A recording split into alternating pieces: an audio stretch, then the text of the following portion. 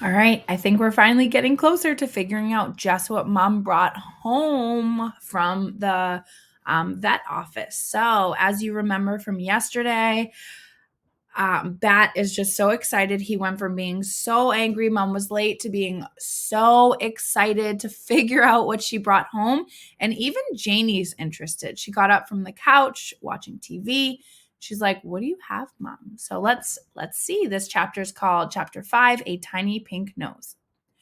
Mom set the box on the kitchen table. "Is it sleeping?" Bat asked, his voice a whisper. "Probably," Mom said. "Babies sleep most of the time." "What is it?" Janie asked. "Bat, do you want to open the lid?" Bat didn't answer. He was too excited.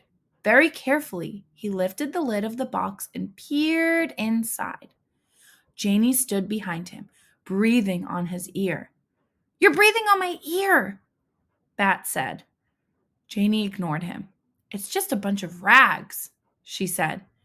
Mom walked around to the far side of the round table and reached into the box. She scooped up the pile of material and sat down. "Look." Bat watched as Mom shifted the towel in her arms. A nose peeked out, a tiny pink nose, and then two slanted closed eyes, a forehead covered in downy fuzz, little ears still curled tight against its head. Janie began. "Is that a... It's a kit," Bat said, enchanted by the tiny creature, wanting so badly to hold it. "A baby skunk." "Oh, Mom," Janie said, "I can't believe you brought home a skunk." "I had to," Mom said, rubbing the skunk's little forehead with her thumb. "He's an orphan." Oh, breathed Janie. She leaned in closer, blocking Bat's view. "How old is he?" "You're in my way," Bat said loudly, and he pushed Janie's arm to make room for himself. "Bat," Mom said, "you need to stay calm around the skunk kit, okay? You don't want to scare him." Bat did not want to scare the skunk kit. He wanted to hold the skunk kit, maybe even feed and care for the skunk kit. But his sister was standing in his way.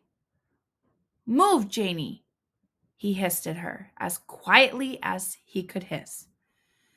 "Why don't you both sit down?" Mom said. "I'll tell you all about him." Janie plopped down into the chair on Mom's right, so Bat went around her to the other side and sat in the chair on her left. He scooted the chair as close to Mom's as he could. The kit was still tucked into the towel, only his little face was visible. Eyes closed, he opened his mouth in a yawn, his tiny pink tongue arching out. Mom said, "Bat, do you remember when we smelled that skunk on the way to school this morning?" Bat did remember. They had smelled it just after they pulled off their street, Plum Lane, and onto Anderson Road. He had smelled it, and Mom had smelled it, too. Bat had craned his neck, looking out each window carefully. He'd seen lots of people on bicycles. They lived near a college, and the students mostly rode bikes to class, and he'd seen other cars and some people on foot. It was the beginning of spring, but it was still cold, so he had seen lots of hats and scarves. He'd seen an American flag on a flagpole in front of the post office. He'd seen a red bus.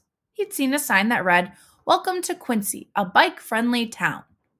But he had not seen a skunk. Bat nodded. "I remember," he said. "Well, unfortunately, the skunk we smelled but didn't see was the mama skunk. A car hit her, and a couple of college students brought her to my office in the basket of a bike. She was there waiting for me after I dropped you off at school, injured and very pregnant." "Is she okay?" Janie asked. "I wish I could say she is," Mom answered. "I wasn't able to save the mother or the other baby kits. Only this one lived." I was able to check the mother for diseases, though, and luckily she wasn't sick, which is a good sign the kit isn't sick either. That's awesome, Bat said. Bat, said Janie, loud and sharp. The kit twitched and shifted, scared by Janie's voice. How can you say it's awesome? The mom died. The other babies died. Bat didn't mean that it was awesome that the other skunks died. Of course, that wasn't awesome.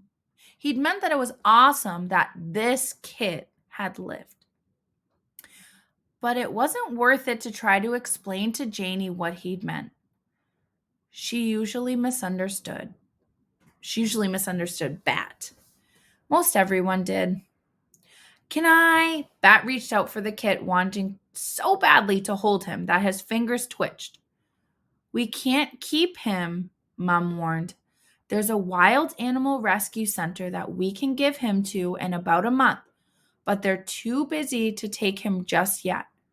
So we can help him get bigger and stronger before we hand him over to the experts. They'll raise him until he's ready to be released into the wild when he's about 5 months old. Then she passed the tiny kit wrapped in towels into Bat's arms. The kit was so small that Bat couldn't even tell he was in the towel except for the tiny face that peeked out. He cradled the bundle in his arms. He felt his face stretch into a wide smile. So wide, it made his cheeks sore.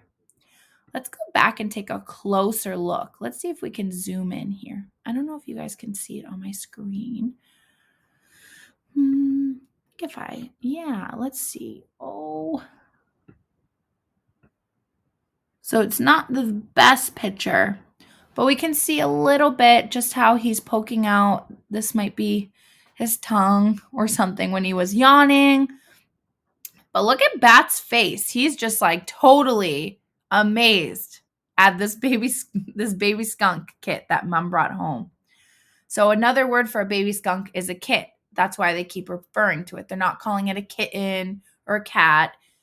Another word for it is a kit. So we might hear them use that a lot in this book as they refer to the baby skunk. And I'm sure as they keep it for a while, I'm sure they'll give it a name. So as you're reading and listening, maybe think of some predictions that you think they might name the baby skunk. But we're going to stop here for today. Monday, you guys will jump in on chapter 6 and you'll read a little bit more about what happens in chapter 6. It's called Skunk Lunch. So think in your head what you think this next chapter might be. Work on your questions. Do your best answering complete sentences and make sure you turn the question around. Thanks for listening today. Have a great weekend.